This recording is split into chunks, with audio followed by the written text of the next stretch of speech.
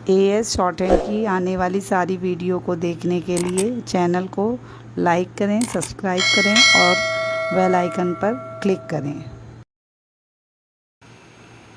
सभापति महोदय, अब मैं आर्थिक मामलों पर आना चाहता हूँ। मैं अधिक समय नहीं लूँगा। इस बात को सभी स्वीकार करेंगे कि तीव्र गति से हमारी आर्थिक प्रगति हो, इसका प्रबंध किया जाना चाहिए। इसके लिए ऐसा वातावरण बनाने की आवश्यकता है जिससे उत्पादन बढ़ सके, वितरण में समानता आ सके और उपभोग से संयम से काम लिया जा सके। हर बजट को और हर कर प्रस्ताव को इसी कसौटी पर कसा जाएगा। यथा क्या उससे उत्पादन बढ़ता है, क्या वितरण में समानता आती है, और तीसरी बात यह है कि क्या हम देश में ऐसा वातावरण बना सकते हैं कि लोग जितना कमाते हैं उतना खर्च ना करें, उसमें से बचाएं और उसे राष्ट्र की समृद्धि में लगाएं। अगर इस कसौटी पर सरकार की आर्थिक नीतियाँ कसी जाए तो मुझे लगता है कि उनमें पर्याप्त सुधार की गुंजाइश है। मैं वित्त मंत्री की कठिनाई को समझ सकता हूँ। विकास की आवश्यकता अधिक धन की मांग करती है। राज्य सरकारें अधिक कर लगाने के लिए तैयार नहीं हैं। वे केंद्र से कर्जा लेकर अपना काम चलाना चाहती हैं। वहाँ कोई वित्तीय अनुशासन नहीं है। यह सारा बोझा केंद्र को उठाना पड़ेगा और केंद्रीय सरकार कठिनाई में पड़ेगी। इसलिए मैं समझता और सुझाव को दोहराना चाहता हूँ कि राज्यों को इस संबंध में निर्देश दिया जाना चाहिए। संविधान के अंतर्गत केंद्र इन राज्यों को निर्देश दे सकता है कि वह अपने साधनों के अंतर्गत अपने खर्च को चलाए। केंद्र के कर्ज पर निर्भर नहीं रहना चाहिए।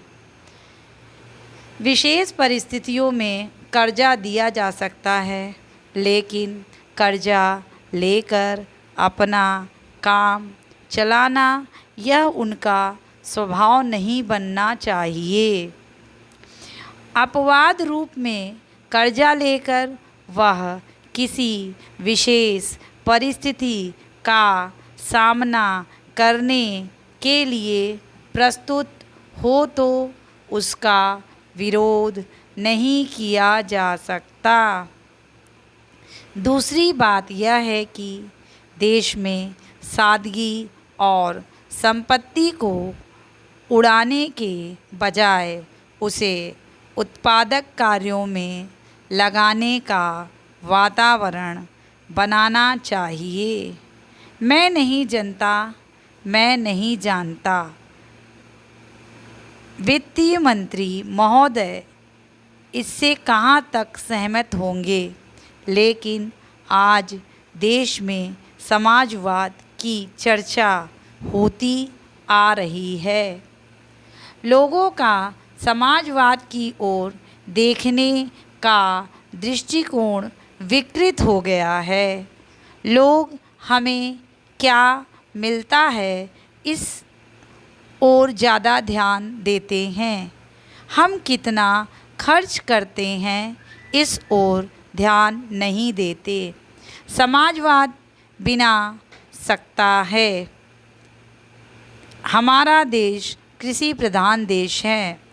सभापति महोदय, अब मैं आर्थिक मामलों पर आना चाहता हूँ। मैं अधिक समय नहीं लूँगा। इस बात को सभी स्वीकार करेंगे कि तीव्र गति से हमारी आर्थिक प्रगति हो, इसका प्रबंध किया जाना चाहिए। इसके लिए ऐसा वातावरण बनाने की आवश्यकता जिससे उत्पादन बढ़ सके, वितरण में समानता आ सके और उपभोग में संयम से काम लिया जा सके। हर बजट को और हर कर प्रस्ताव को इसी कसौटी पर कसा जाएगा।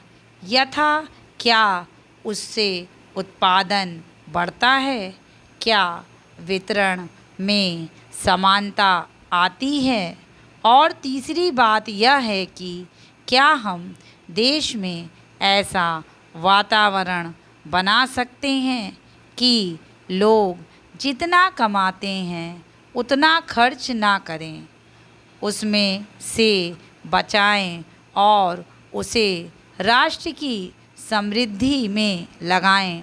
अगर इस कसौटी पर सरकार की आर्थिक नीतियां कसी जाएं तो मुझे लगता है कि उनमें पर्याप्त सुधार की गुंजाइश है। मैं वित्त मंत्री की कठिनाई को समझ सकता हूँ। विकास की आवश्यकता अधिक धन की मांग करती है। राज्य सरकारें अधिक कर लगाने के लिए तैयार नहीं हैं। वे केंद्र से कर्जा लेकर अपना काम चलाना चाहती हैं। वहाँ कोई वित्तीय अनुशासन नहीं है। यह सारा बोझ केंद्र को उठाना पड़ेगा और केंद्रीय सरकार कठिनाई में पड़ेगी।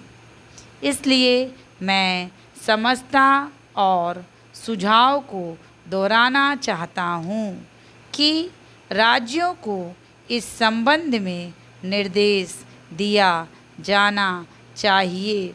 संविधान के अंतर्गत केंद्र इन राज्यों को निर्देश दे सकता है कि वह अपने साधनों के अंतर्गत अपने खर्च को चलाए। केंद्र के कर्ज पर निर्भर नहीं रहना चाहिए। विशेष परिस्थिति में कर्जा दिया जा सकता है, लेकिन कर्जा लेकर अपना काम चलाना यह उनका स्वभाव हो जाता है। अपवाद रूप में कर्जा लेकर वह किसी विशेष परिस्थिति का सामना करने के लिए प्रस्तुत हो तो उसका विरोध नहीं किया जा सकता है। दूसरी बात यह है कि देश में सादगी और संपत्ति को उड़ाने के बजाय उसे उत्पादक कार्यों में लगाने का वातावरण बनाना चाहिए।